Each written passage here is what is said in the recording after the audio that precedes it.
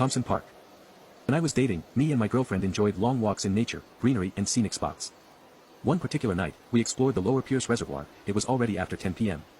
I don't remember how I drove in, probably through the Thompson area. Yup. We parked at a car park popular with couples who wanna do stuff in the vehicle. There were a few vehicles with engine, air con on, but windows all shielded with curtains or shades. We weren't in the mood, so we decided to take a slow stroll towards the reservoir area.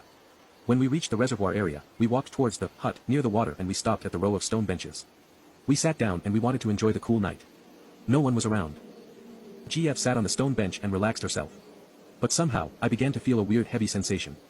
There was something wrong with the atmosphere, although the weather was cooling and there was a slight breeze. The atmosphere was weird, heavy, and I sensed trouble. Perhaps it is what they called. I looked at my GF. She was chilling and seated at the stone bench while I was still standing. I felt something was not right.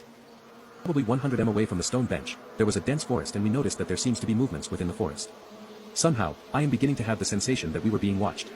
My GF somehow also turned her attention towards the forest. I could see that she sensed something.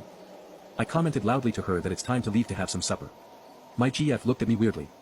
I held her hand and I tried to calmly walk back to the car park, which is probably 300 meter away. Although it was a cool windy night, the atmosphere around me is getting denser and more sinister. The sensation of being watched by many is getting stronger. I held my GF's hand and picked up our pace back to the car park.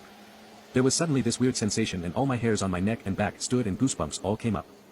While walking back but trying not to run, I started random conversations with my GF loudly, and somehow she sensed it and she played along, just to distract our attention from the murderous atmosphere.